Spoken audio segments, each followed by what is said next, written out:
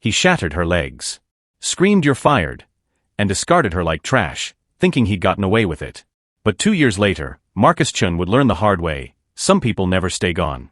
The Chun estate woke up in layers, like a sleeping giant stirring to life. First came the automated systems, lights blooming in sequence from 5 a.m., the heated floors warming to exactly 72 degrees, the coffee maker in the main kitchen beginning its programmed ritual. Then came Elena Martinez at 5:15 a.m., emerging from her small room off the service hallway, her footsteps silent on the marble floors she'd learned to navigate in the dark. 3 years she'd lived here.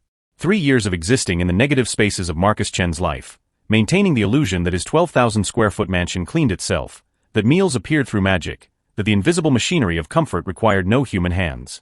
Before we dive in, if you haven't already, make sure to hit subscribe and let us know where you're watching from in the comments below. Your support means the world to us. Thank you for being here. Now, let's dive into the story. Elena moved through the great room with practiced efficiency, her cleaning caddy stocked and organized the way she'd perfected over 1,000 mornings.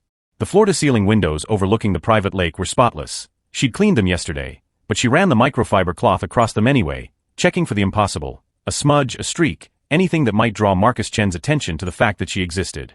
Her mother had worked as a live-in housekeeper for 40 years, dying at 63 with a bad back and a modest savings account that evaporated the moment the hospital bills arrived. Elena had sworn she'd never follow that path. She had a degree in graphic design, had dreams of her own studio, her own clients, her own life that didn't revolve around someone else's dirty laundry. But dreams didn't pay for her father's nursing home in Guatemala. Dreams didn't cover the remittance she sent home every month, the money that kept her younger brother in university, the funds that slowly rebuilt the house that last year's mudslides had destroyed. So Elena had become her mother, invisible, essential, and utterly replaceable in the eyes of people who never learned to see the help. The kitchen was her domain from 5:15 to 6:30 a.m. She prepared Marcus's breakfast exactly as he required it: egg white omelette with spinach and mushrooms, no salt, Greek yogurt with precisely measured berries, black coffee in the Italian ceramic cup that cost more than her monthly salary. She plated it with the care of a museum curator, because Marcus Chin noticed imperfection the way hawks notice field mice. By 6:45 a.m., she'd moved to his home office on the second floor, where she dusted the bookshelves full of business volumes he'd never read, straightened the awards and plaques that testified to his ruthlessness, and emptied the trash can that held the crumpled remnants of other people's dreams: rejected proposals, dismissed complaints, terminated contracts. Elena knew things about Marcus Chun that his board members didn't know, that his occasional overnight guests didn't know. She knew he took anxiety medication he'd never admit to needing. She knew he sometimes stood at his bedroom window at 3 a.m., staring at nothing. She knew he'd received 17 calls from his estranged daughter in the past month, and had ignored all of them. She knew where he kept his personal files, his financial records, the documents he thought were hidden in a locked drawer she'd found the key to while cleaning 2 years ago. Knowledge was the only currency she'd accumulated in this house. She'd never intended to collect it, but invisibility came with accidental omniscience. You learned things when people forgot you had ears, eyes, a mind that remembered everything. Marcus descended the curved staircase at exactly 7 a.m., his routine as precise as the Swiss watch on his wrist. The house smelled of lemon polish and fresh coffee, the smell of order, of systems functioning correctly. He never wondered who created that order. The housekeeper did it. That was her function. If pressed, he might have recalled her name was Maria. Or Elena. Something Spanish. She'd been here for what, 2 years? 3? He'd know if he checked payroll, but he'd never had reason to check. She was competent, quiet, and crucially, invisible. The holy trinity of good domestic help. His breakfast waited on the dining table, arranged precisely as he required. He ate while reviewing the Wall Street Journal on his tablet, absorbing information about markets and mergers, about the endless game of accumulation he'd been winning for 2 decades. Chen Industries had just acquired its largest competitor, a hostile takeover that had left 300 people unemployed but had increased his net worth by $47 million. Business wasn't personal. Numbers didn't have feelings. His phone buzzed. Thomas Keller, his attorney and closest thing to a friend, confirming their 2 p.m. meeting about the Westbridge development deal. Marcus typed a quick affirmative, already mentally preparing for the negotiation. Westbridge was resisting, claiming his offer undervalued their properties. They'd accept eventually. Everyone accepted eventually, once they understood that Marcus Chun didn't lose negotiations. He finished breakfast and stood, leaving the empty plate on the table. The housekeeper would handle it. That was the agreement. He paid her $60,000 a year plus room and board to make his life frictionless. She accepted that payment to remain invisible. A fair exchange. Marcus grabbed his keys from the entry table and headed toward the garage.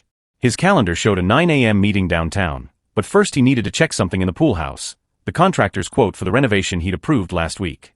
The pool house sat at the back of the property, connected to the main house by a stone pathway that wound through landscaped gardens maintained by a crew that came on Tuesdays.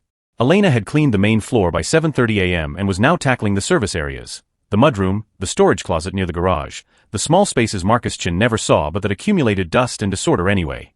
She'd just finished reorganizing the cleaning supplies when she remembered the pool house needed restocking. Marcus was hosting potential investors there tomorrow night, which meant everything had to be perfect. She loaded fresh towels, premium soaps and cleaning supplies into a wheeled cart, the same industrial cart she used for the main house, its metal frame sturdy enough to carry the weight of maintenance. The path to the pool house was smooth stone, easy to navigate, a route she'd traveled hundreds of times. The morning sun was already fierce, promising another scorching day. Elena pushed the cart along the path, her mind calculating the hours ahead. Pool house by 8 a.m., guest bedrooms by 10 a.m., laundry folded by noon, dinner prep started by 4 p.m. The mathematics of invisibility, the equations that kept her employed and her family fed. She didn't hear the garage door opening behind her. She didn't hear the Bentley's nearly silent electric engine as Marcus backed out, already on his phone with his assistant, discussing the morning's agenda. The garage faced away from the main house, its exit path intersecting with the walkway to the pool house, a design flaw Elena had noticed once, then filed away in the category of things that weren't her concern. Marcus was looking at his rear-view camera, but the camera's angle didn't capture the walkway intersection. His attention was split, 40% on backing up, 60% on the call with his assistant, 0% on the possibility that another human being might be sharing the space he moved through. What do you think happens when power stops paying attention? When the invisible finally intersect with the untouchable? We all know the answer, but we rarely want to face it, until it's too late. Elena stepped into the intersection just as Marcus's Bentley rolled backward at 12 miles per hour. She had time to turn her head, time to see the massive black vehicle filling her vision, time to try to jump backward. But the cart was behind her, blocking her retreat, and physics doesn't negotiate. The impact caught her at hip level, the Bentley's rear bumper striking her right side and folding her over the cart.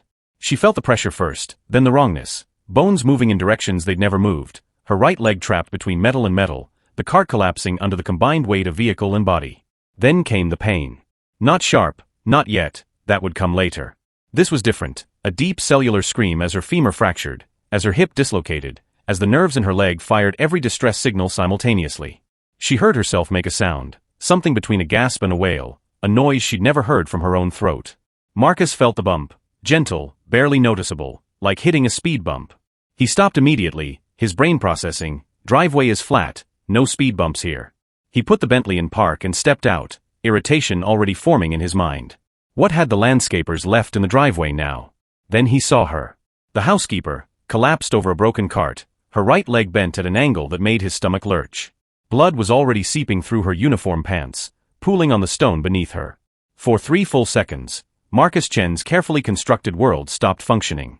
His brain offered up useless observations. She's hurt, I hit her, there's blood, this is bad, this will complicate the morning, the investors tomorrow, the optics of this. Elena's eyes found his. She tried to speak, but only a whimper emerged. Her right hand reached toward him, an instinctive gesture seeking help, seeking human connection in the moment of catastrophe. And Marcus Chen made his choice.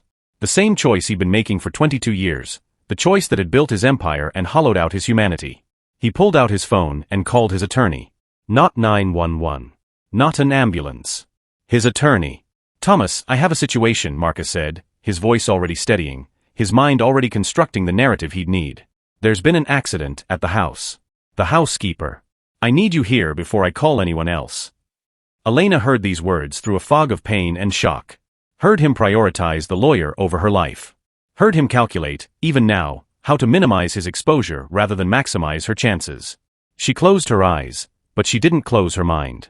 Through the pain, through the betrayal, through the crystalline understanding that she just learned the cost of invisibility, Elena Martinez began to remember. Every secret. Every document.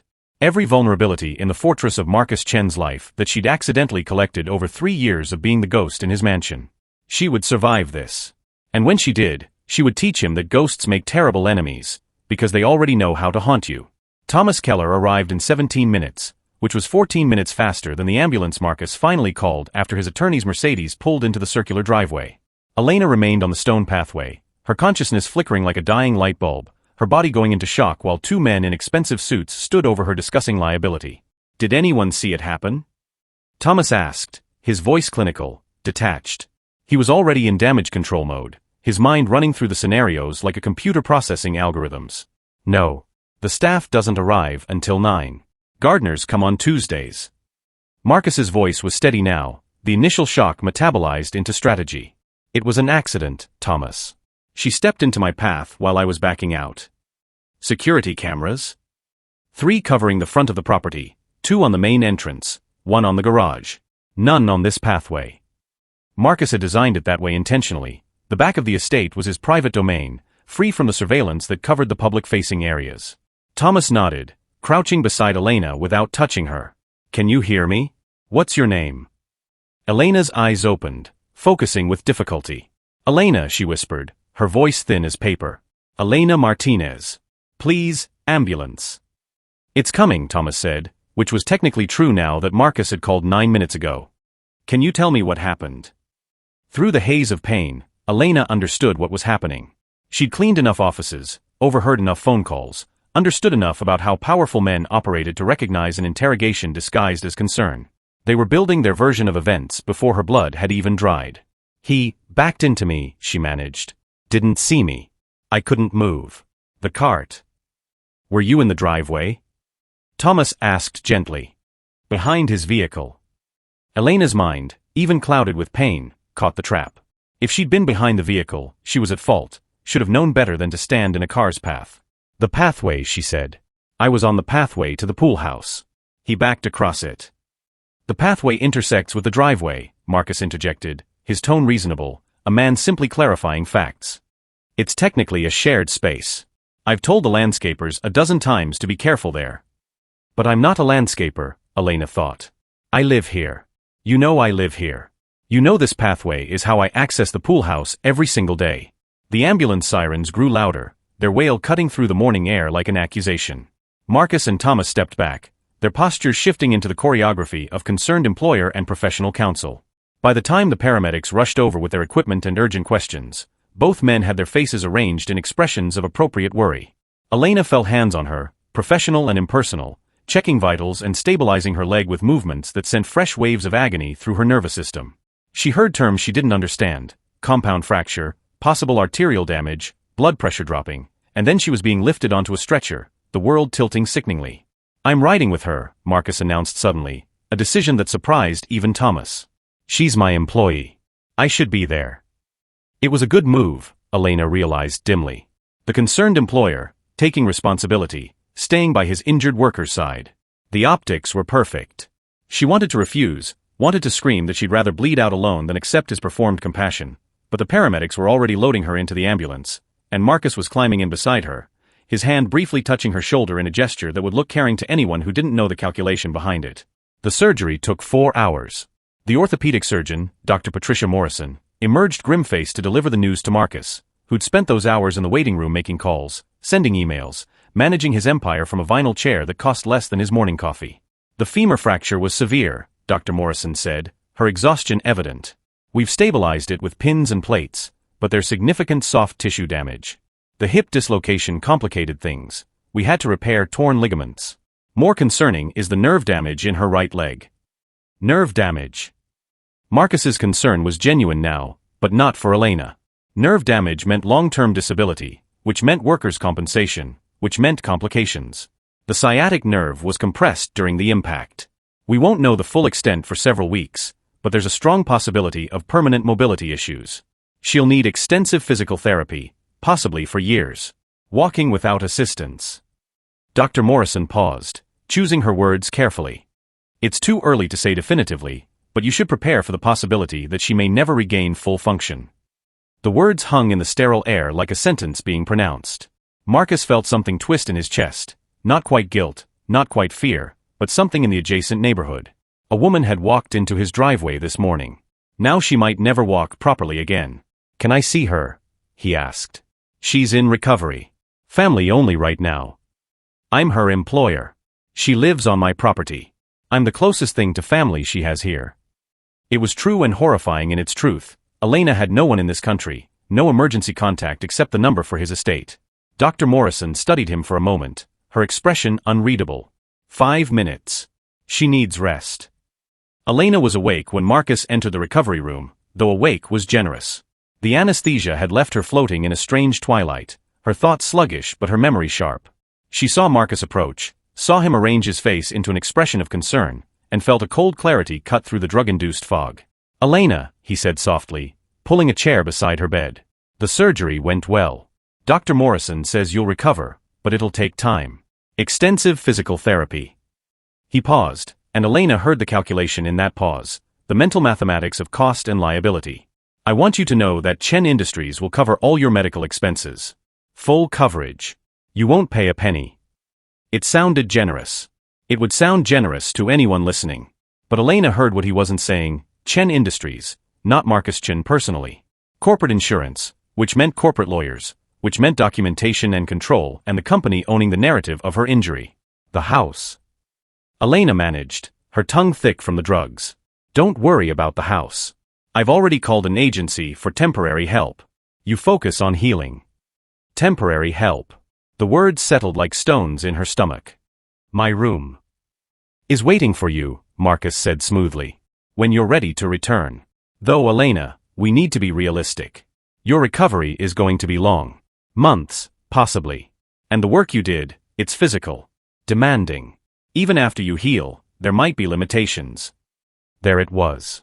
Delivered gently, wrapped in concern, but unmistakable: "You might not be able to do your job anymore." "I'll work," Elena said, fighting to keep her voice steady. "I'll recover. I'll work." Marcus smiled sadly, a smile that didn't reach his eyes. "Let's see how the recovery goes.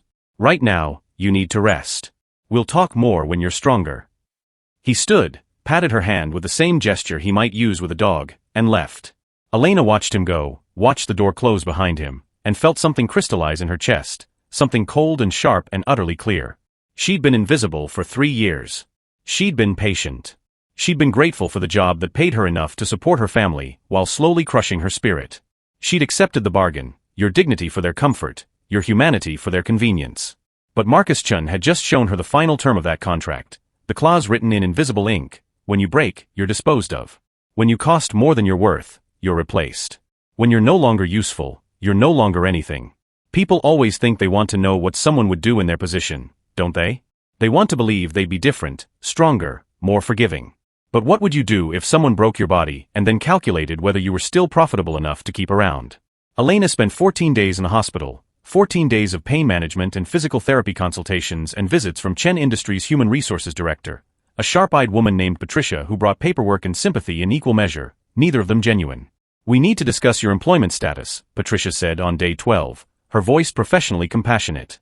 "Given the extent of your injuries and the physical nature of your position, we need to explore options." Options. Another gentle word for termination. "I have short-term disability insurance through the company," Elena said.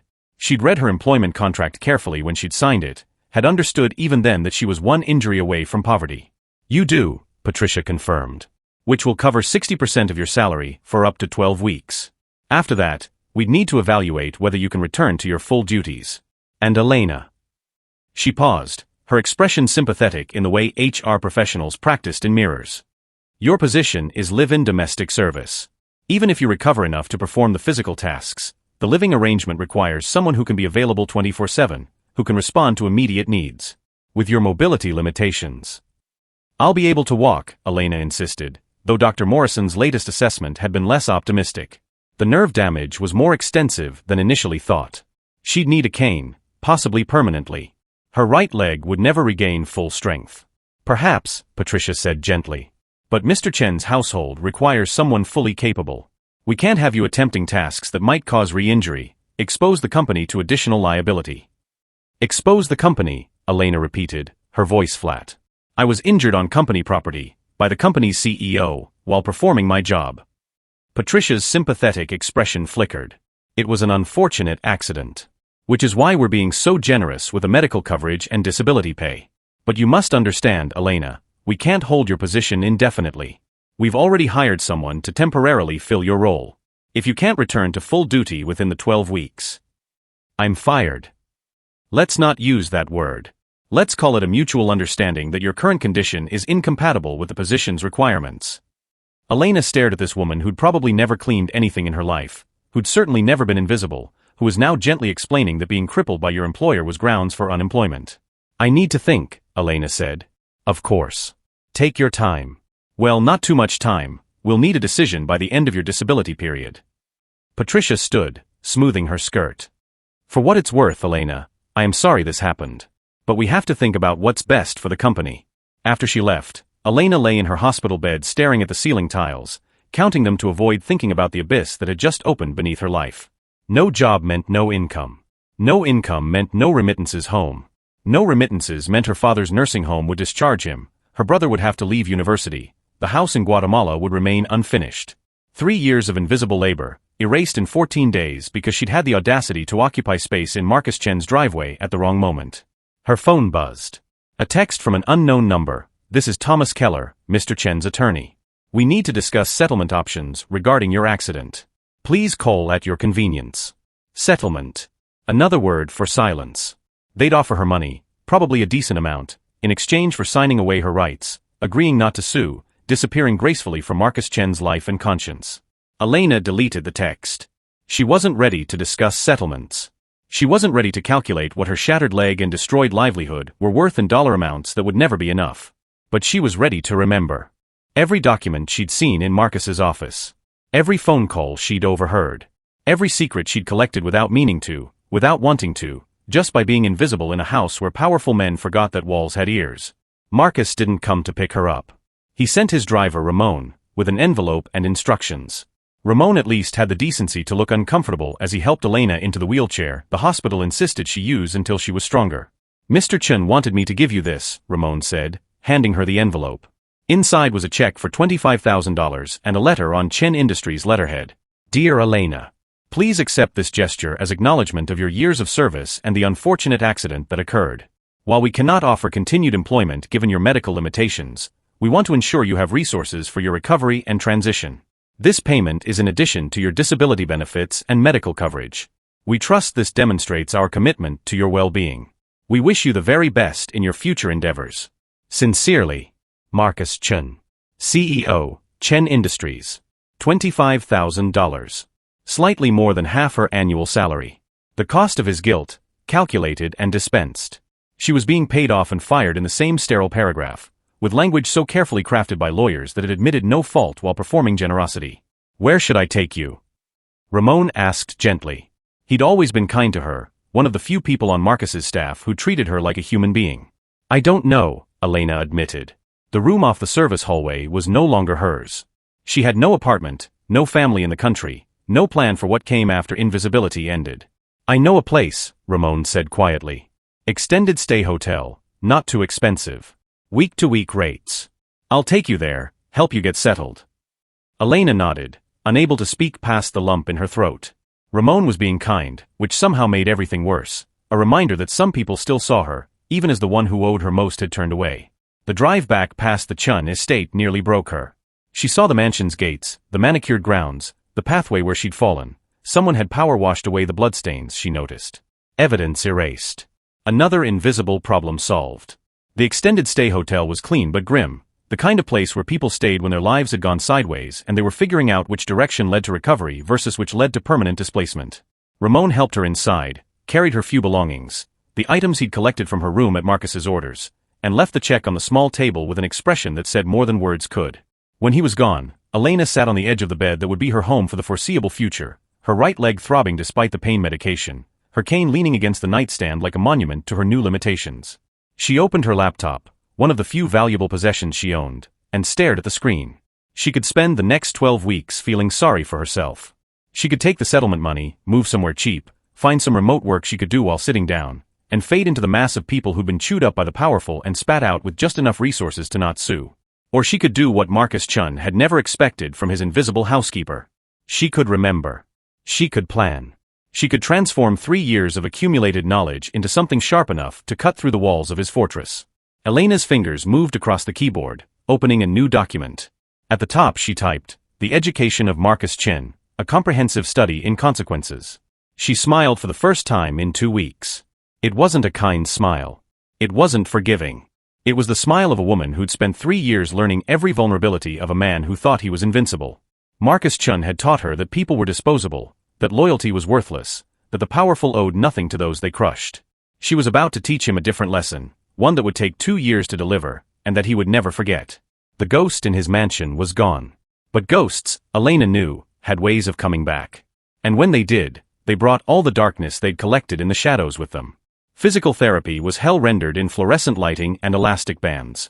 3 times a week, Elena dragged herself to the clinic where a therapist named Jennifer pushed her body through exercises that felt like systematic torture disguised as healing. Bend the knee. Straighten the leg. Put weight on it. More weight. Ignore the way the nerve damage sent electric shocks through her thigh. Ignore the way her hip clicked and ground like machinery that would never run smoothly again. You're progressing, Jennifer lied kindly, because they both knew progressing was relative when the finish line was walking without wanting to scream. But Elena went. 3 times a week, every week, for 6 months.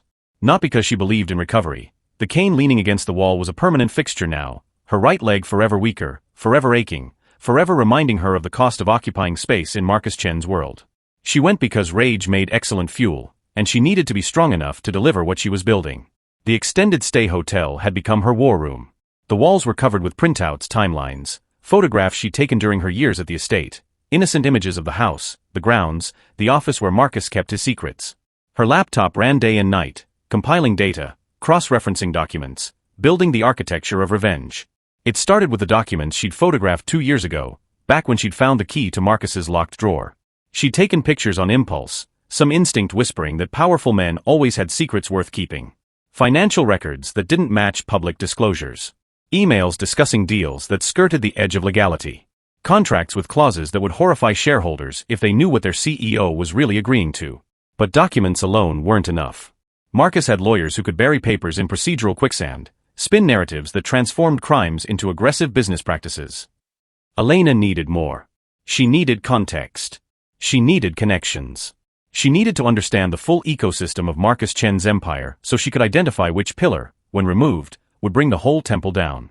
So she became a student of the man who destroyed her. She read every article written about Chen Industries, every press release, every investor report. She joined online communities where disgruntled former employees shared stories, a goldmine of grievances, each one a data point in the larger pattern. She tracked his social media, his public appearances, the charities he donated to for tax benefits disguised as generosity. And slowly, meticulously, like an archaeologist piecing together a civilization from scattered bones, Elena reconstructed the truth of Marcus Chen's empire. It was built on a foundation of exploitation, held together by intimidation, and protected by a legal team that specialized in making problems disappear. She found patterns. Employees who complained about safety violations and were fired within months. Contractors who refused to cut corners and lost their contracts. Whistleblowers who tried to speak up and found themselves buried in litigation they couldn't afford to fight. And in every case, the same legal team, the same playbook, the same message. Marcus Chen was untouchable. But everyone had pressure points. Every fortress had a weakness. Elena just had to find it. For Marcus Chen, the accident had been an unfortunate incident that resolved itself with admirable efficiency. The housekeeper, Elena, he remembered now, though he'd had to check the termination paperwork to confirm, had accepted the settlement and disappeared. No lawsuit, no scandal, no complication beyond the temporary inconvenience of breaking in new household staff. Chen Industries had grown by another 63 million in those 6 months. The Westbridge development deal had closed in his favor, as he'd known it would. The board had approved his expansion into facilities management in 3 new states. Stock prices were up. Profit margins were healthy. The empire was thriving. Thomas Keller had handled the Elena situation with his usual competence. Settlement agreement signed, medical bills processed through insurance, termination documented as medical inability to perform duties. Clean. Legal. Defensible. Do you ever think about her? Thomas had asked once, during a rare moment of something resembling conscience. They'd been having scotch on Marcus's terrace, looking out over the lake that had cost 2 million to install and another million annually to maintain. Who? Marcus had asked, genuinely confused. The housekeeper. Elena Martinez. Marcus had shrugged. I think I handled it appropriately. She was compensated fairly. More than fairly. 25,000 plus full medical coverage? Most employers would have done the minimum. He'd sipped his scotch, satisfied with his own generosity.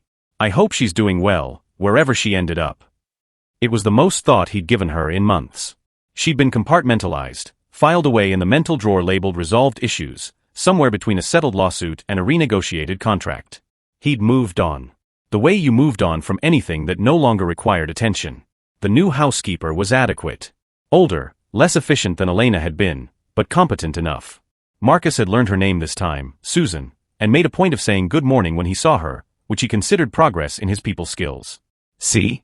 He could learn. He could grow. His daughter Melissa had stopped calling. The 17 missed calls had apparently exhausted her desire for reconciliation. Marcus told himself he was relieved. One less complication in a life built on reducing friction. But sometimes, late at night, he'd look at her contact information in his phone and wonder what she'd wanted to say, what bridge she'd been trying to build before he'd ignored it into collapse. But those thoughts were infrequent and easily dismissed. Marcus Chun hadn't built an empire by dwelling on emotional complications.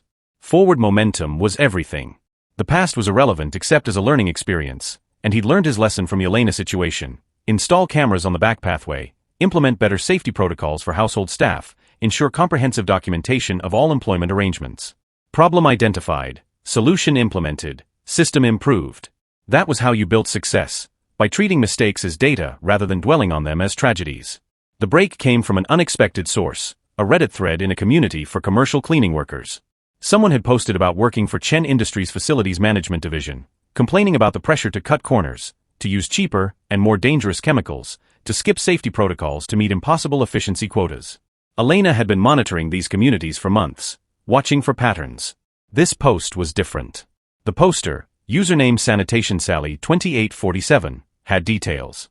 Specific details about specific contracts, specific buildings, specific violations that would interest OSHA if someone knew where to look.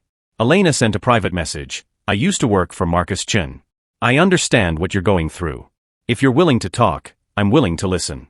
3 days later, Sally, her real name was Sarah Vance, met Elena at a coffee shop downtown. She was 26, exhausted and scared, the trifecta of someone ready to tell the truth if someone would just listen. They're going to kill someone, Sarah said, her hands wrapped around a coffee cup like it was an anchor. The chemical protocols alone, we're mixing things that shouldn't be mixed, storing things in containers that aren't rated for them, not providing proper ventilation. I've reported it to my supervisor 5 times. He told me if I report it again, I'm fired. Do you have documentation? Elena asked, her voice calm even as her heart rate accelerated. Some. Photos on my phone. Copies of the safety reports I submitted. I've been keeping records because I knew eventually something bad would happen and they'd try to blame us, the workers, instead of the policies. Elena's mind was already racing ahead, seeing the connections, the possibilities. Sarah, what if I told you there might be a way to make this right? To protect yourself and the other workers? But it would require you to trust me, and it wouldn't be quick. Sarah studied her across the table, this woman with a cane leaning against her chair and fire in her eyes. What are you planning? Justice, Elena said simply. The kind that actually sticks. Over the next 3 months, Sarah became Elena's inside source, feeding her documentation, safety violations, emails from management pushing for faster work and cheaper supplies regardless of risk. But more importantly, Sarah introduced Elena to others, former Chen Industries employees who'd been fired for speaking up, current employees too scared to report violations, contractors who'd been squeezed on prices until the only way to stay profitable was to cut corners on safety. Each conversation added another piece to Elena's puzzle. Each document strengthened her case. Each person who'd been crushed by Marcus Chen's relentless pursuit of efficiency over humanity became another witness to the pattern. But witnesses weren't enough. Documentation wasn't enough. Marcus had lawyers who could explain away anything, spin any story, bury any inconvenient truth under mountains of legal paperwork. Elena needed something that couldn't be spun, couldn't be buried, couldn't be dismissed as a disgruntled employee seeking revenge. She needed Marcus to destroy himself. And she was beginning to see exactly how to arrange it. The protest outside Chen Industries headquarters was small, maybe 20 people with handmade signs about worker safety and corporate responsibility. Marcus watched from his corner office 43 floors up, the protesters reduced to insignificant specks, their message lost in the distance. Should we be concerned? His new COO, David Brennan, asked. Marcus shook his head. It's theater. They'll get tired and go home. They always do. He'd seen protests before, disgruntled employees, environmental activists, labor organizers. They'd yell for a day or a week, maybe get a local news story, then fade back into obscurity. The news cycle moved too fast for sustained attention. People cared intensely for brief moments, then moved on to the next outrage. What Marcus didn't know was that Elena had organized the protest. Not to change his mind, she knew better than to think Marcus Chun could be swayed by signs and chance. She'd organized it to establish pattern evidence, to create a public record of complaints that would be useful later, when the full case came together. What Marcus didn't know was that among those 20 protesters were 3 investigative journalists Elena had carefully cultivated relationships with, feeding them pieces of the story, giving them breadcrumbs that led toward larger truths. What Marcus didn't know was that his empire was already crumbling from within, so slowly and carefully that he couldn't feel the ground shifting beneath his feet. The Sanderson contract is up for renewal, David said, moving to the next agenda item. Sanderson Medical Center, a huge account, $63 million over 5 years, the kind of contract that made stockholders happy. Lock it down, Marcus said. Whatever they want, within reason. That account is too valuable to lose. David nodded, making notes. They've been asking about our safety record lately. Some concerns about our protocols. Show them our insurance ratings. Show them our certification. If they need reassurance, provide it. Marcus turned away from the window, away from the protesters who were already beginning to disperse. Is there anything else? Just the quarterly review with the board next week. They'll want to discuss the expansion plans. Marcus smiled. The expansion plans were his masterpiece, entering 8 new markets simultaneously, a coordinated assault that would cement Chen Industries as the dominant player in facilities management across the entire eastern seaboard. Aggressive, ambitious, exactly the kind of move that separated empire builders from timid bureaucrats. The board will approve, Marcus said with confidence. The numbers are too good to resist. He was right. The numbers were excellent. What he didn't see was the trap hidden in those numbers, the overextension, the cascading dependencies, the single point of failure that Elena had identified after months of studying his business model. Marcus Chun had built his empire on efficiency and leverage, on doing more with less, on pushing every system to its maximum capacity. It made him profitable. It also made him vulnerable. Because systems pushed to their limits don't bend when pressure increases. They break. And Elena Martinez was about to apply pressure in exactly the right place. The office was small, a single room in a shared workspace downtown, the kind of place where startups were born and died with equal frequency. But it had a door that locked, a desk, and most importantly, a registered business address. Elena stared at the sign she'd just mounted on the door, Labor Advocacy Consulting. It had taken her 12 months to set up.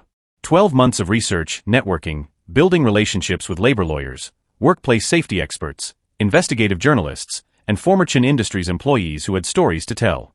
12 months of physical therapy and pain management and learning to navigate the world with a permanent disability that served as a daily reminder of why she was doing this. The consulting business was legitimate. She'd already taken on 2 small clients, workers from other companies who needed help documenting safety violations and navigating OSHA complaints. She was building a reputation, establishing credibility. When the time came to go after Marcus, she needed to be seen as a professional advocate, not a vengeful ex-employee. But Marcus was always the target. Every skill she learned, every connection she made, every case she worked was practice for the main event. Her phone rang. Sarah Vance, calling from inside Chen Industries where she still worked, still documented violations, still fed Elena information. We have a problem, Sarah said without preamble. There was an incident this morning. One of our guys was hospitalized, chemical exposure in the Westbridge building. 2nd-degree burns on his arms and face. Elena's fingers flew across her keyboard, pulling up the files on Westbridge. Which chemicals? The industrial degreaser mixed with the ammonia-based cleaner. The ones I told you they're storing in the same closet even though the labels explicitly say not to mix them. Is he going to be okay? Physically, probably. Financially. Sarah's voice was bitter. He's an independent contractor, technically. Which means Chen Industries will claim he was responsible for his own safety practices. Do you have the documentation? The storage violations, the lack of proper training. Everything. Photos from last week showing the chemicals stored together. The training manual that's 3 years out of date. The emails from management telling us to work faster, clean more buildings per day, stop wasting time on excessive safety protocols. Elena closed her eyes, feeling the familiar mix of rage and satisfaction. Sarah, this is it. This is what we've been building toward. But I need you to be sure, when this goes public, Chen Industries will know someone from inside fed the information. They'll investigate. There could be consequences. I'm sure, Sarah said firmly. Javier has 3 kids. He's looking at months of recovery and medical bills he can't afford while Chen Industries lawyers argue he was an independent contractor who violated his own safety protocols. I'm done being scared of them. Okay. Don't do anything yet. I need to coordinate with the lawyers and the journalists. We go public all at once, OSHA complaint, news story, and legal filing simultaneously. We don't give Marcus time to spin the narrative or bury it. After Sarah hung up, Elena sat in her small office, staring at the wall where she'd mapped out Marcus Chen's business empire like a military general studying enemy territory. She'd spent 18 months building this case, 18 months preparing for a confrontation that would expose him not as a one-time accident perpetrator, but as a systematic exploiter who valued profit over human safety. But there was one more piece missing. One final element that would transform this from a corporate scandal into something Marcus Chen couldn't ignore, couldn't minimize, couldn't pay his way out of. She needed to hit him where it hurt most. And after 18 months of studying him, Elena knew exactly where that was. His ego, his reputation, his carefully constructed image as a self-made success story. She pulled out her phone and made a call to Janet Kwan, the investigative journalist at the Tribune who'd been following Elena's breadcrumbs for months. Janet, it's Elena Martinez. Remember when you asked if I had something big? I do. But I need your help with one more thing before we go to press. I'm listening. I need you to request an interview with Marcus Chen. A profile piece about his business success, his rise from contractor's son to industry titan. Make it sound like a puff piece. He'll say yes. Men like him can't resist the opportunity to talk about themselves. And then you ask him about his labor practices, his safety record, the employee he ran over and fired, the contractor who was hospitalized last week. You ask him on camera, with his PR smile still in place, and you watch him either lie or dodge. Either way, we have him. Janet was quiet for a moment. That's aggressive journalism. My editor will need to be convinced it's not a setup. It's not a setup. It's accountability. Marcus Chen has spent 22 years believing he's untouchable. I'm about to teach him that visibility has consequences, and that sometimes, the invisible people are the most dangerous witnesses. When do you want to do this? Elena looked at her calendar, at the dates she'd been circling for months, waiting for the right moment. 2 months. I need time to finalize the OSHA complaints, get all the legal ducks in a row. Can you set up the interview for early December? I'll make it happen. After the call ended, Elena stood and walked to the window, slowly with her cane, the way she'd walk for the rest of her life. Below, the city moved at its frantic pace, millions of people pursuing their individual dreams and disasters, mostly unaware of each other's existence. She'd been one of those invisible people. She'd cleaned their offices and homes, maintained the infrastructure of their comfort, existed in the margins of their awareness. Marcus Chen had taught her that invisibility was vulnerability, that being unseen meant being unprotected, disposable, forgettable. But he'd forgotten the corollary. Invisible people see everything. They hear everything. They remember everything. And when they decide to become visible, they bring all those accumulated secrets with them. The interview request from the Tribune came at exactly the right time. Marcus was preparing for the annual shareholder meeting, the moment when he'd announced the successful completion of his 8-market expansion. The timing was perfect. A major newspaper profile would amplify the good news, cement his reputation as a visionary business leader. It's a feature piece, his PR director, Amanda Chun, no relation, explained. Human interest angle, your journey from contractor's son to industry leader. They want to do it in your home, make it personal. Marcus hesitated briefly, thinking of the back pathway where the accident had happened. But that was almost 2 years ago. Ancient history. And the estate photographed well, it projected exactly the image of success he wanted to convey. Set it up, he said. But I want to review the questions in advance. They won't commit to that. It's their editorial policy. Spontaneous conversation makes for better storytelling. But the reporter, Janet Kwan, has done profiles of other CEOs. Very balanced, professional work. Marcus nodded. He could handle spontaneous. He'd been handling interviews for 2 decades, knew how to stay on message, how to redirect uncomfortable questions into comfortable talking points. And really, what did he have to hide? His business was legal, profitable, and successful by every metric that mattered. December 5th work for you? Amanda asked. Perfect.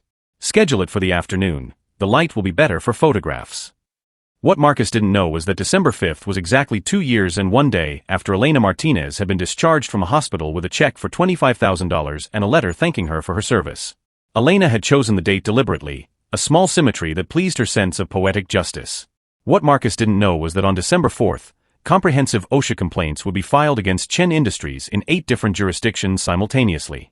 That labor lawyers would announce a class action lawsuit on behalf of 43 current and former employees. That documentation of systematic safety violations would be delivered to every major media outlet in the region. What Marcus didn't know was that his December 5th interview wouldn't be a celebration of his success. It would be his public reckoning.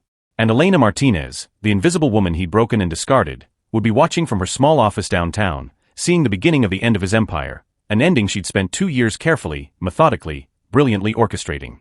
The countdown had begun. Marcus Chun was about to learn what it felt like to be visible in all the worst ways, exposed, vulnerable, unable to hide from the consequences he'd been outrunning for 22 years. And unlike the people he'd crushed, he wouldn't be able to simply disappear. Elena woke at 4:47 a.m., 13 minutes before her alarm. Her body had learned to anticipate this day the way soldiers anticipate battle, with a mixture of readiness and dread that made sleep impossible in the final hours. She lay in the pre-dawn darkness of her small apartment. She'd moved out of the extended stay hotel 8 months ago, upgrading to a studio that felt like a palace after 2 years of transience, listening to the city wake up around her. Today, after 24 months of preparation, documentation, coordination, and patience that had sometimes felt like swallowing glass, today was the day Marcus Chen's carefully constructed world would begin its collapse. She reached for her phone, scrolling through the confirmations that had arrived overnight. From David Park, labor attorney, OSHA complaints filed in all 8 jurisdictions.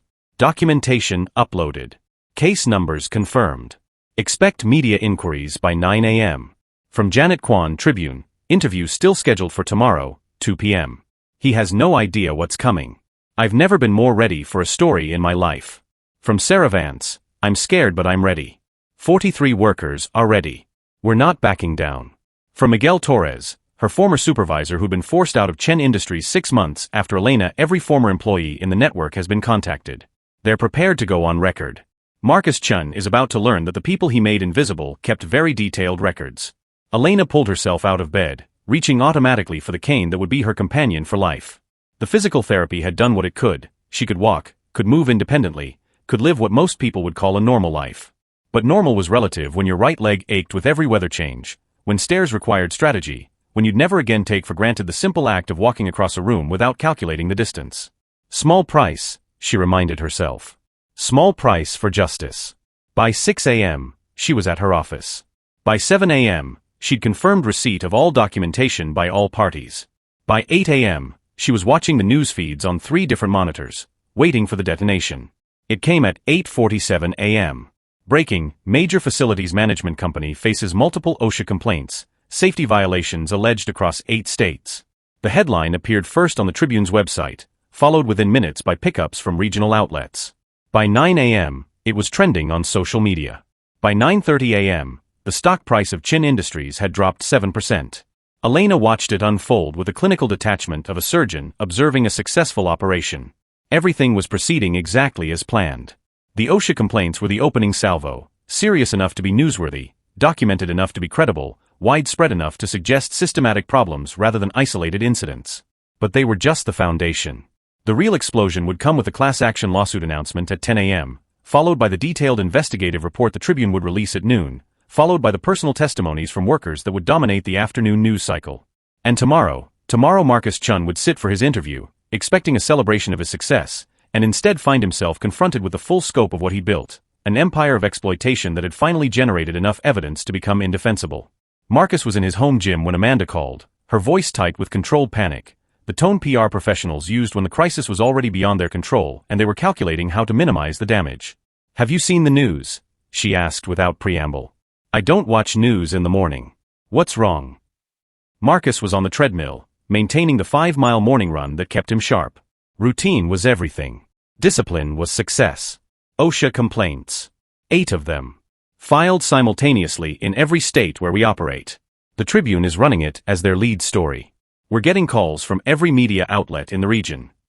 Marcus hit the stop button, his heart rate spiking for reasons unrelated to exercise. OSHA complaints? For what? Safety violations. Chemical storage, inadequate training, insufficient protective equipment, pressure on workers to skip protocols to meet efficiency quotas. They have documentation, Marcus. Photos, emails, testimony from current and former employees. His mind was already working through the possibilities, the defense strategies, the counterattacks. This is coordinated. Someone organized this. Find out who. We're working on it.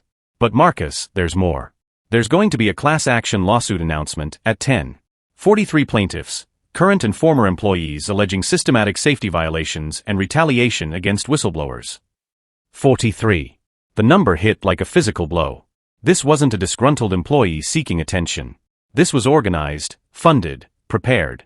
This was someone who'd spent time building a case designed to survive his legal team's usual tactics. Get Thomas on the phone. Get the full legal team. Cancel my morning meetings. We need to coordinate a response immediately. Already done. They're standing by for a conference call. But Marcus.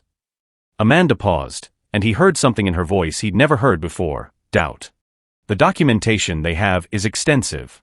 This isn't going to be easy to spin. Everything can be managed, Marcus said with more confidence than he felt. Get me the details. I'll handle this. After she hung up, Marcus stood in his gym, watching his reflection in the mirror, still in workout clothes, sweat cooling on his skin, his carefully maintained routine disrupted by people he'd never even thought about. Workers. Complainers. The ones who couldn't hack it, who blamed the company for their own inadequacies. But 43 of them. With documentation. Coordinated. That suggested organization, resources, someone smart enough to know how to build a case that could survive legal scrutiny. His phone buzzed again. Thomas Keller, his attorney, the man who'd handled the Elena situation so cleanly 2 years ago. Tell me this isn't as bad as it looks, Marcus said by way of greeting. It's worse, Thomas said flatly. I've reviewed the public filings. Whoever put this together knows what they're doing. The OSHA complaints are detailed, specific, and supported by photographic evidence. The class action has named plaintiffs willing to go on record. And Marcus, they have internal emails. From management. Pushing for faster work, cheaper supplies, explicit instructions to deprioritize safety protocols in favor of efficiency. Those emails are taken out of context. Context doesn't matter when the email from your COO literally says, I don't care what OSHA recommends, we need to cut supply costs by 15% this quarter. That's not spinable, Marcus. That's evidence of willful negligence. Marcus felt something cold settle in his chest. What do you recommend? Full cooperation with OSHA investigations. Immediate implementation of enhanced safety protocols across all operations. Public statement taking responsibility and committing to systemic reforms. Generous settlement offers to the class action plaintiffs to avoid trial. And possibly. Thomas paused. You might need to consider stepping down as CEO, at least temporarily, while this gets resolved. Absolutely not.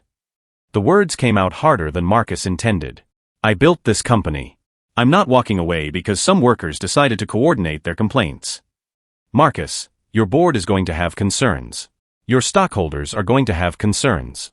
The longer you remain the face of this crisis, the more damage it does to the company's value. Sometimes the best move is strategic retreat. No. Marcus ended the call, his hands shaking with rage and something else, something he didn't want to name. Fear. Not of losing money, money could be rebuilt. Fear of losing control, of the narrative escaping his management, of being seen as something other than the ruthless but successful businessman he'd carefully crafted himself to be. He pulled up the Tribune article on his phone, reading through the allegations with mounting disbelief. How did they have photos from inside his facilities? How did they have emails from his management team? Who had access to this level of internal information? The article quoted an unnamed workplace safety advocate who'd spent 2 years building the case. 2 years. Someone had been planning this for 2 years, carefully collecting evidence, coordinating testimony, waiting for exactly the right moment to strike. 2 years ago. The phrase echoed in his mind. 2 years ago, what had happened? The board approval for expansion. The Westbridge acquisition. The Elena Martinez. The thought came unbidden, ridiculous, impossible. The housekeeper he'd accidentally injured, compensated, and hadn't thought about in months. She was nobody. A cleaner with a high school education and no resources. There was no way she could have orchestrated something this sophisticated. But the timing. 2 years. Almost to the day. Marcus shook his head, dismissing the paranoid thought. He was under stress, seeing connections that didn't exist. Elena Martinez was probably living somewhere cheap, working some dead-end job, maybe still bitter about what happened but utterly lacking the resources or intelligence to mount this kind of campaign. This had to be a labor organization. A union push. Competitors trying to damage his reputation. Something rational, something he could understand and fight. He had no idea that at that exact moment, Elena Martinez was sitting in her small office, watching his stock price continue its descent, and smiling with the quiet satisfaction of someone who just placed the first domino in a chain that would topple an empire. The press conference was held at the offices of Park & Associates, the labor law firm Elena had carefully selected 18 months ago. David Park stood at a podium flanked by three of the named plaintiffs, Sarah Vance, Miguel Torres, and Javier Mendoza, the contractor who'd been hospitalized with chemical burns, his arm still showing the scarring despite months of treatment. Elena watched via live stream from her office. She'd been invited to attend, but she'd declined. This wasn't her moment. Not yet. Today was about the workers, about giving voice to the people Marcus Chun had silenced for years. Her moment would come tomorrow, when Marcus sat down for an interview expecting celebration and instead faced comprehensive accountability.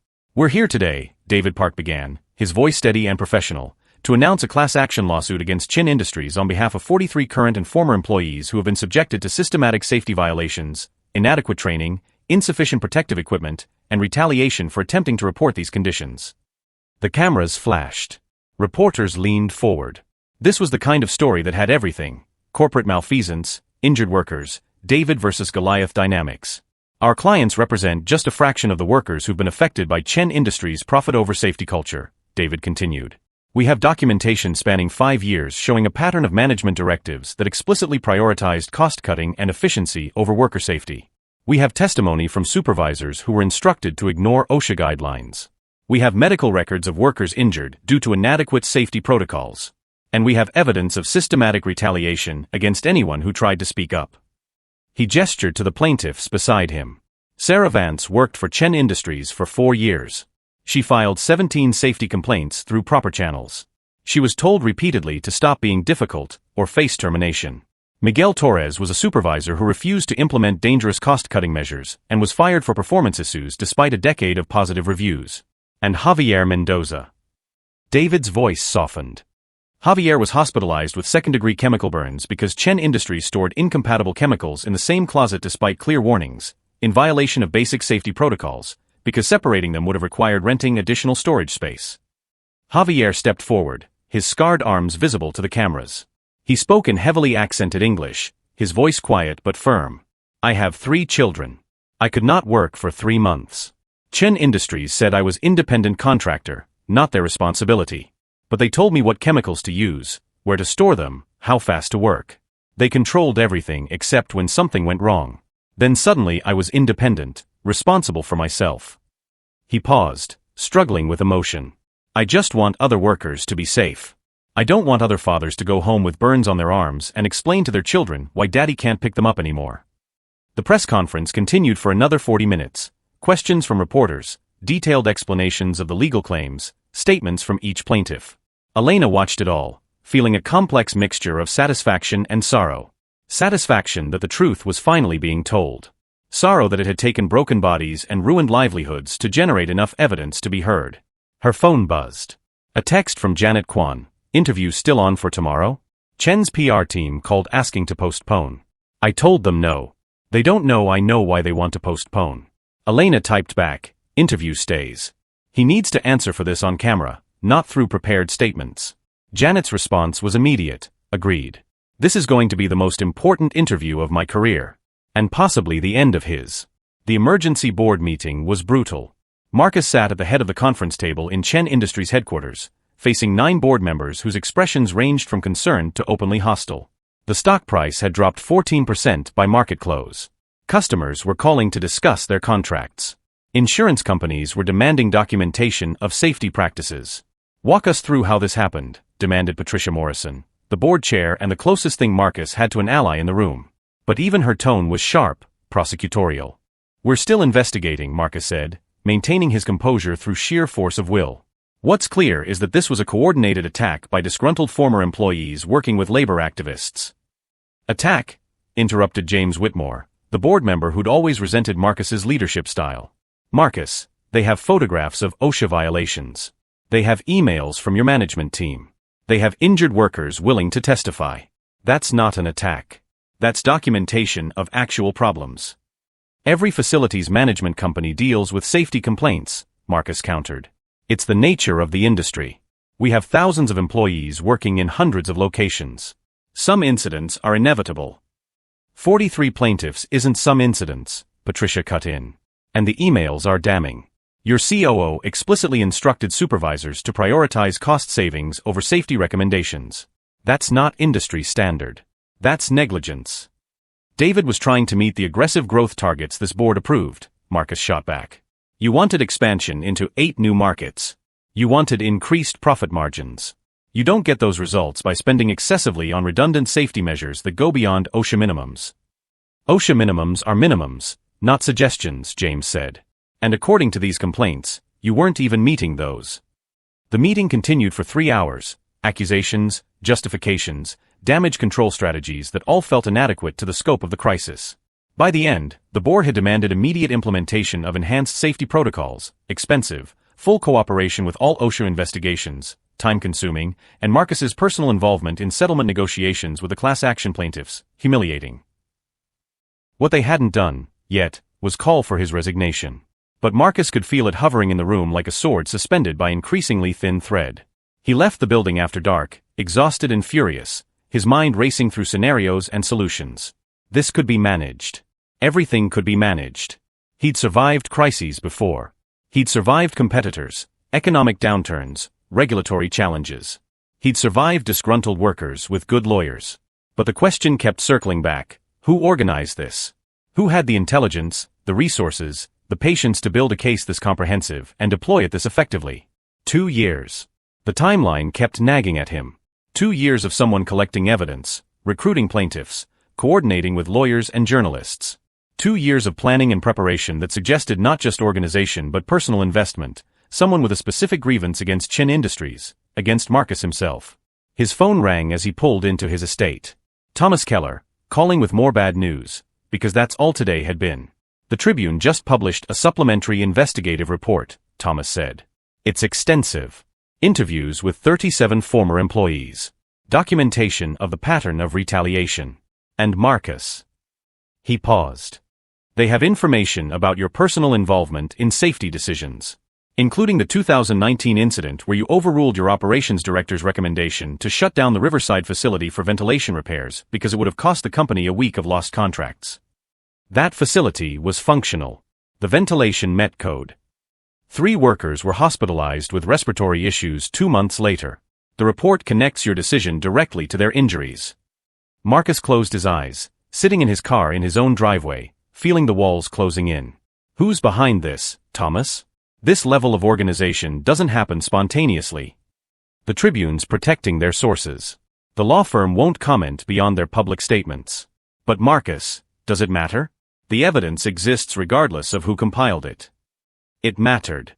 It mattered because Marcus Chin needed to know who'd beaten him, who'd been smart enough and patient enough to build a trap this comprehensive. It mattered because somewhere out there was someone who'd studied him, understood him, and found the exact pressure points to bring him down. The interview tomorrow, Marcus said suddenly.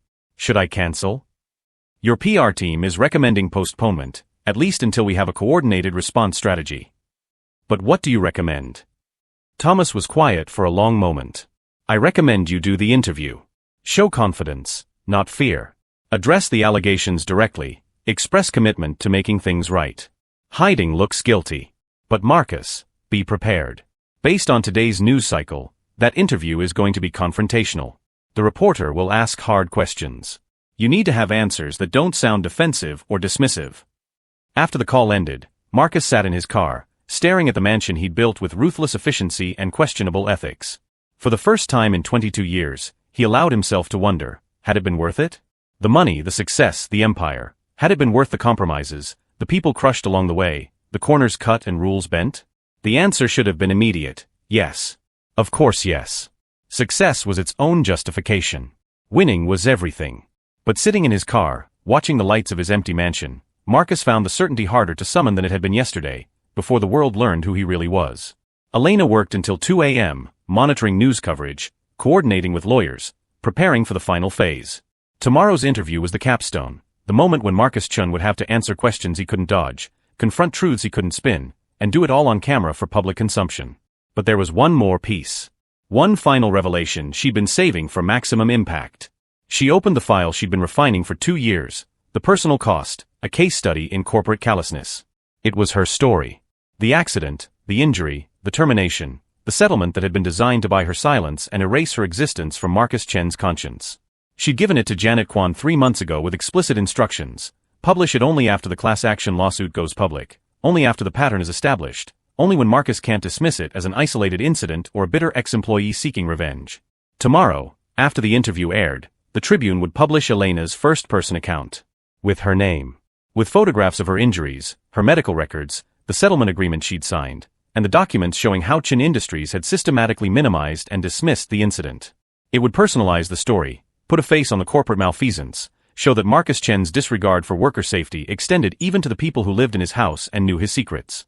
And it would finally, after 2 years of invisibility and patience, make Marcus Chen see her. Really see her. Not as the forgettable housekeeper who'd been unfortunate collateral damage, but as the architect of his downfall, the invisible woman who'd remembered everything and turned that knowledge into a weapon sharp enough to dismantle his empire. Elena looked at the clock. 2:17 a.m. In 12 hours, Marcus would sit down for his interview. In 14 hours, the world would learn her name and her story.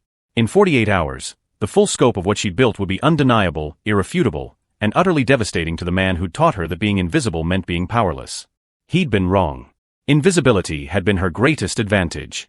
Because while Marcus Chun was busy not seeing her, Elena Martinez had been seeing everything, and remembering.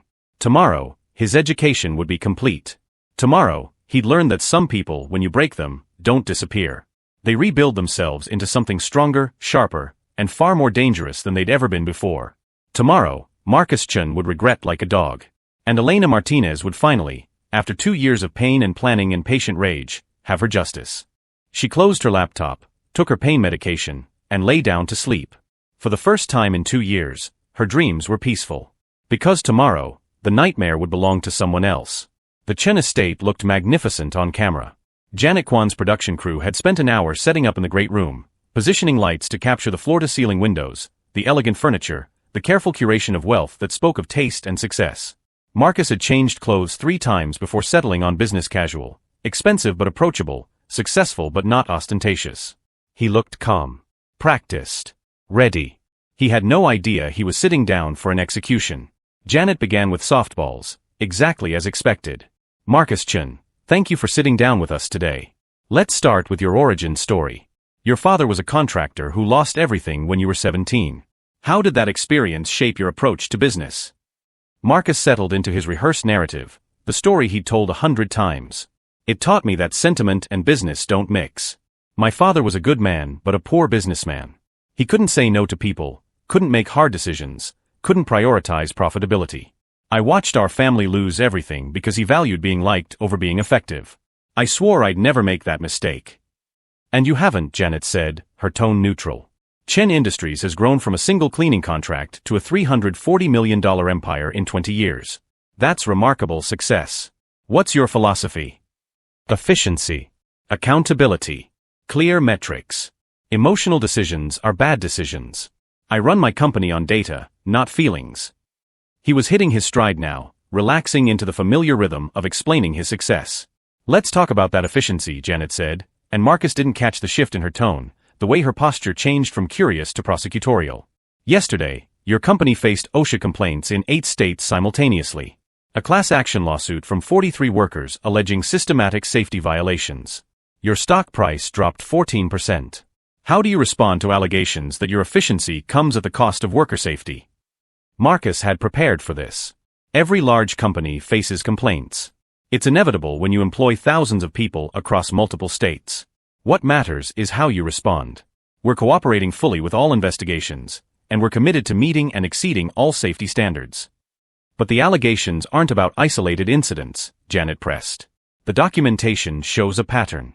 Emails from your management team explicitly instructing supervisors to prioritize cost savings over safety recommendations. Workers testifying that they were threatened with termination for reporting violations. A contractor hospitalized with chemical burns because incompatible chemicals were stored together in violation of basic protocols. This isn't about inevitability, this suggests systematic negligence. I disagree with the characterization, Marcus said, his voice steady despite the sweat beginning to form at his collar. We have aggressive efficiency targets because that's how you stay competitive in this industry. Sometimes workers misinterpret those expectations as pressure to cut corners. That's not the company's policy. Your COO sent an email that said, and I quote, "I don't care what OSHA recommends, we need to cut supply costs by 15% this quarter." That's not misinterpretation. That's explicit instruction to prioritize cost over safety. Marcus felt the ground shifting beneath him. That email was taken out of context. What context makes that acceptable? Janet's voice was sharp now, the friendly interviewer replaced by something harder. What context justifies telling supervisors to ignore OSHA recommendations? Janet, I think we're getting away from the purpose of this interview. The purpose of this interview is to understand who Marcus Chun really is. And based on the evidence that emerged yesterday, it appears you've built your empire by systematically exploiting workers, cutting corners on safety, and retaliating against anyone who tried to speak up. Is that accurate? Marcus's carefully maintained composure cracked. That's a gross mischaracterization. You're taking the complaints of disgruntled employees and treating them as gospel. 43 employees, Marcus. With documentation. With photographs. With medical records. Javier Mendoza showed his chemical burns on camera yesterday. Sarah Vance provided 17 safety complaints she filed over 4 years, all ignored or dismissed. Miguel Torres was fired after refusing to implement cost-cutting measures that violated safety protocols. These aren't disgruntled employees. These are people your company hurt and then silenced.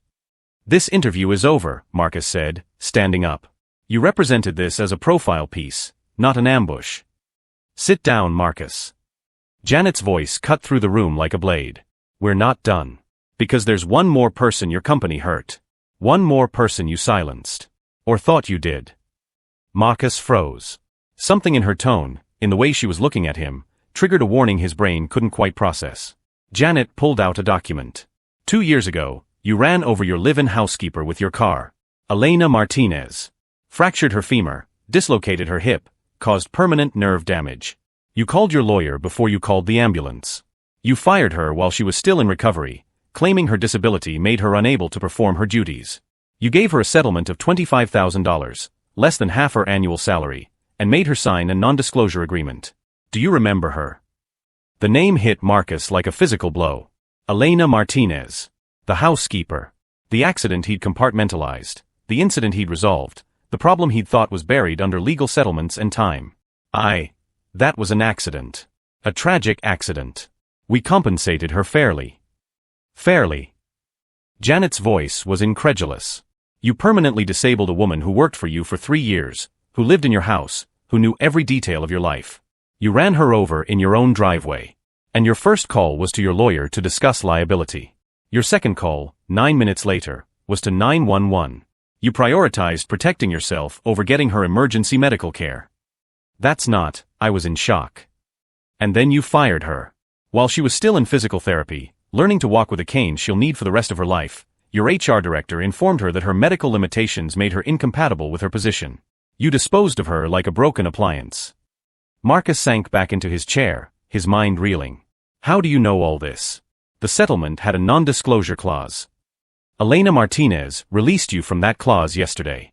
She's waiving her right to privacy because she wants people to know what you did. And Marcus, she's the one who organized everything. The OSHA complaints, the class action lawsuit, the documentation, the coordination. Everything that's happening to you right now? That's Elena Martinez. The invisible woman you broke and forgot about spent 2 years building the case that's currently destroying your empire. The room tilted. Marcus couldn't breathe, couldn't think, couldn't process what he was hearing. Elena. The quiet housekeeper with downcast eyes and silent efficiency. She'd done this? She'd built this comprehensive, devastating attack on his company? That's impossible, he whispered. She's nobody. She's a cleaner with no education, no resources. She's a woman with a graphic design degree who became a cleaner because she was sending money home to her family in Guatemala, Janet corrected coldly. She's a woman who lived in your house for 3 years and saw every document you thought was private, heard every phone call you thought was confidential, collected every piece of information that you're now discovering makes you vulnerable. She's a woman you radically underestimated because you never bothered to see her as a person. Marcus put his head in his hands. 2 years. 24 months of Elena Martinez, invisible, dismissed, forgotten, studying him, understanding him, finding every weakness in the fortress of his life and building a weapon specifically designed to dismantle it. Why? He asked, his voice breaking. I gave her the settlement. I covered her medical expenses. I did more than I was legally required to. You ran her over and then fired her from her hospital bed, Janet said, each word precise and damning.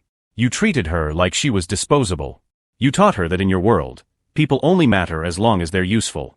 So she decided to teach you a different lesson, that sometimes, the people you dispose of are the most dangerous ones, because they remember everything. The interview continued for another 20 minutes, but Marcus barely registered the questions. He answered mechanically, his mind trapped in a loop of realization and horror. Elena Martinez. The ghost in his mansion.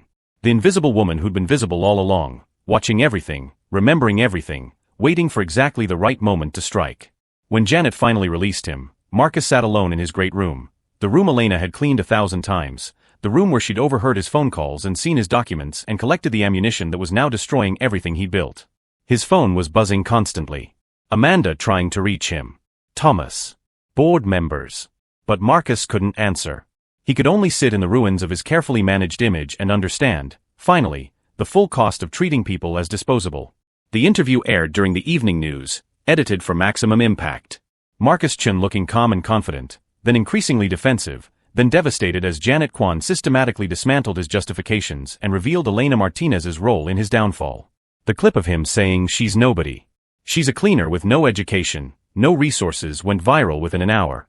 By 8 p.m., it had been turned into memes, reaction videos, and think pieces about class, power, and the danger of underestimating the people you exploit.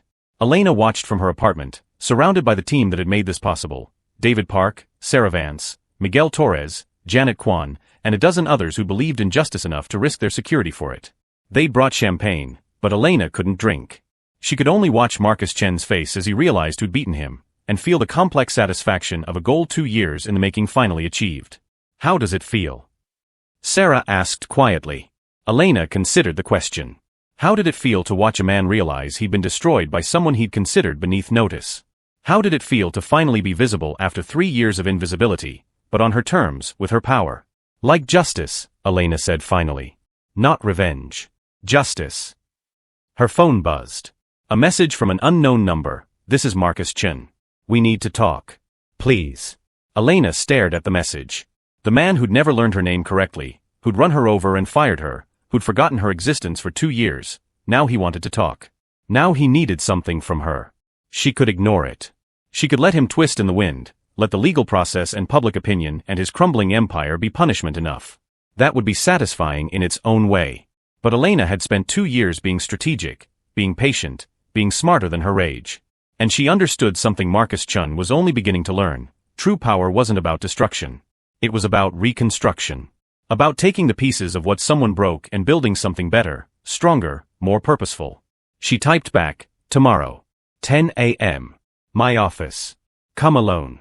Marcus Chen arrived at Elena's office at 9:47 a.m., early in the way people are early when they're desperate.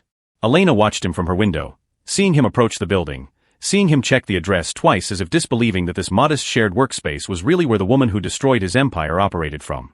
He looked like he'd aged a decade overnight.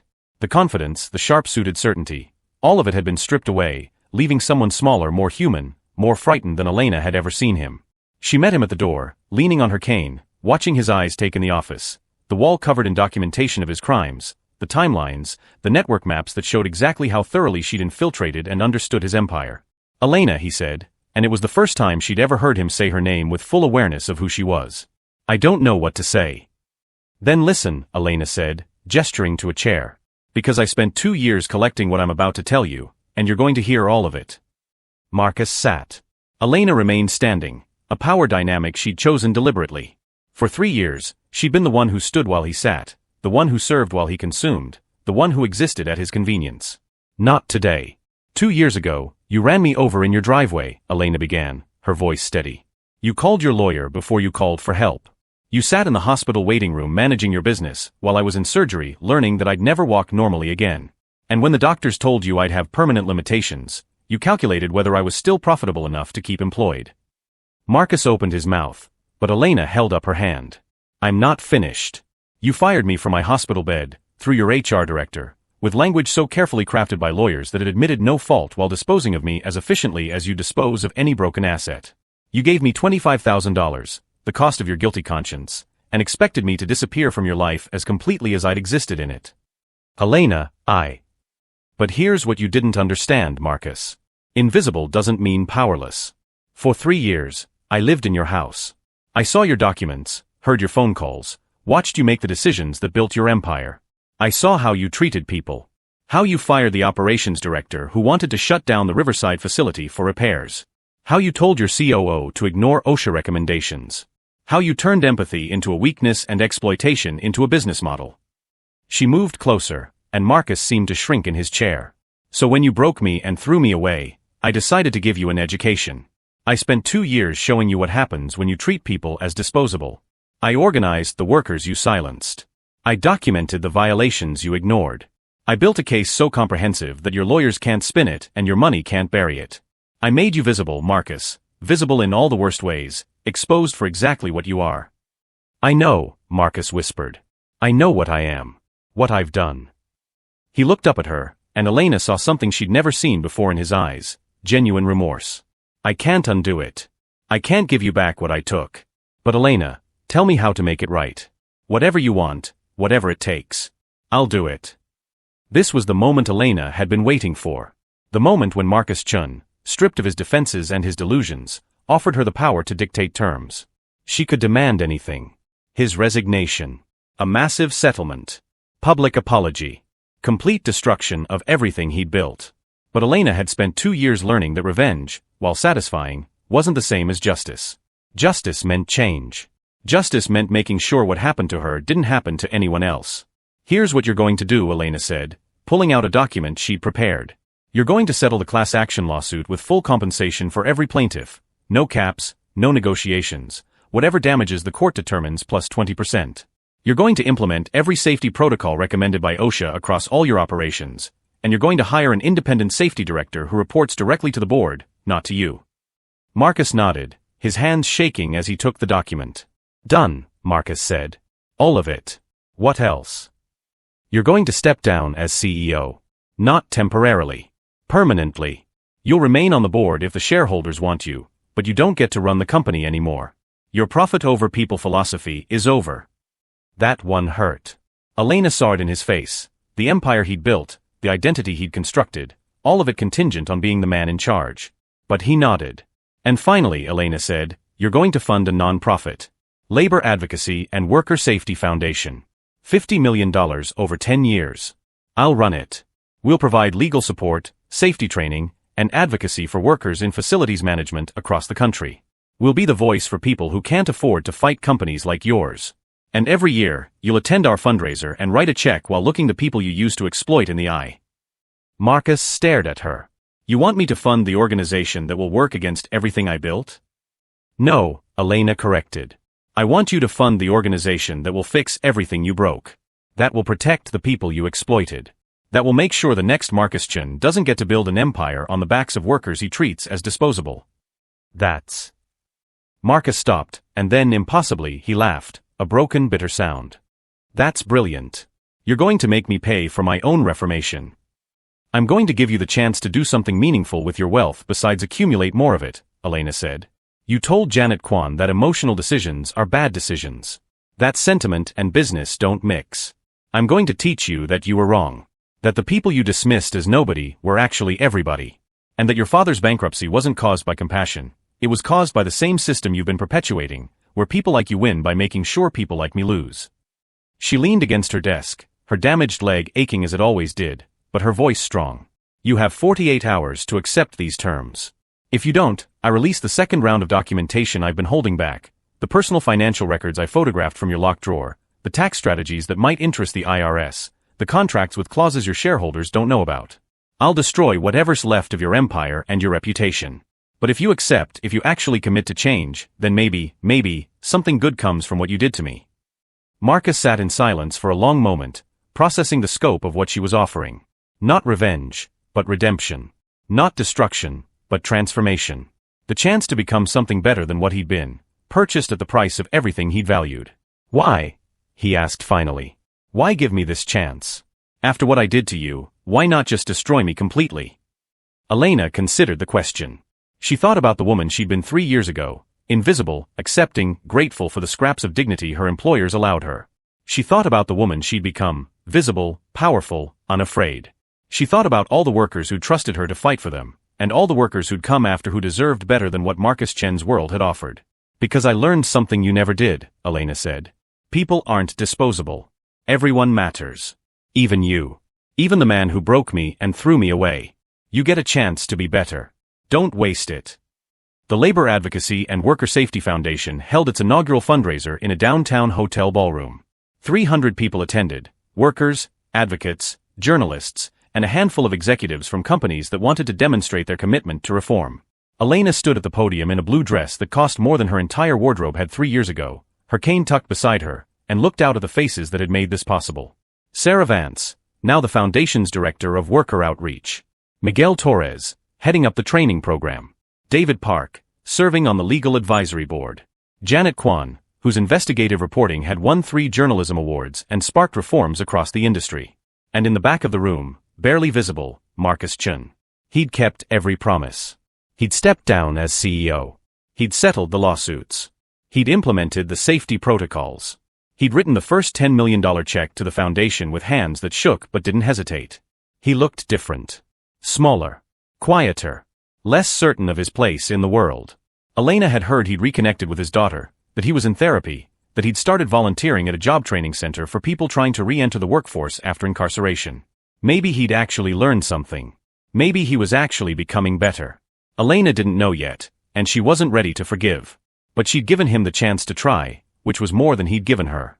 3 years ago, Elena said into the microphone, her voice steady and strong, I was invisible. I was the woman who cleaned offices and homes, who existed in the margins of other people's awareness, who had no voice and no power. And then someone powerful taught me that invisibility meant vulnerability, that being unseen meant being unprotected, disposable, forgettable. The room was silent, hundreds of people listening to the woman who'd brought down an empire. But he was wrong. Invisibility wasn't my weakness. It was my education. Because invisible people see everything. We hear everything. We remember everything. And when the world finally sees us, when we decide to become visible, we bring all that truth with us.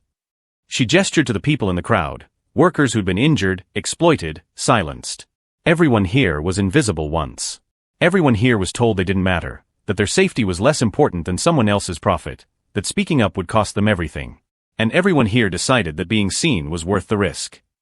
Elena smiled, feeling the weight of the journey, the pain, the rage, the long patience, the careful planning, the ultimate triumph.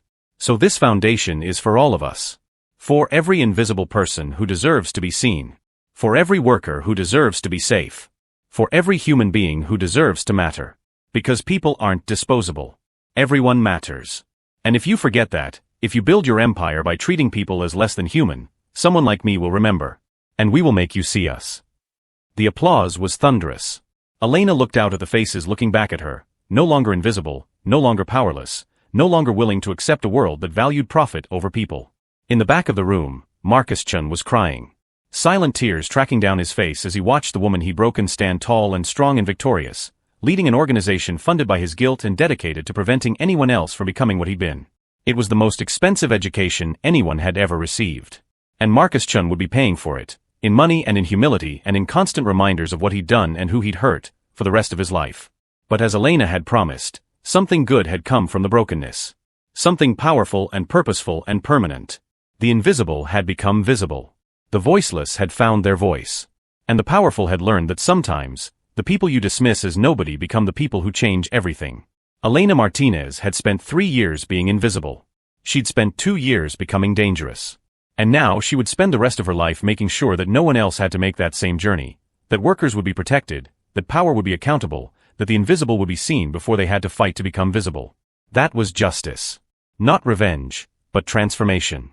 Not destruction, but redemption for everyone involved. Marcus Chun had taught her that people were disposable. Elena Martinez had taught him back that some people refuse to be disposed of, and that those people, when they rise from where you left them broken, become forces powerful enough to reshape the world. And in the end, that was the lesson both of them needed. Him to learn humility. Her to claim her power. Both of them to understand that every person matters, that every choice has consequences, and that sometimes, the greatest victories come not from destroying your enemies, but from transforming the system that made you enemies in the first place. The ghost in the mansion had become the voice of thousands. The invisible woman had become the visible champion. And Marcus Chun, the man who'd thought he was untouchable, had learned the hardest lesson of all, that everyone eventually becomes visible. And when they do, they bring the truth with them. Justice had been served. And it tasted like victory, hard-won, carefully built, and absolutely worth every moment of the 2-year journey it took to achieve. Thanks for watching. If you enjoyed this story, be sure to hit subscribe and check out our other thrilling stories on the channel. Leave a comment below. Let us know where you're watching from and what you think. Your support means everything to us. Until next time, stay tuned for more.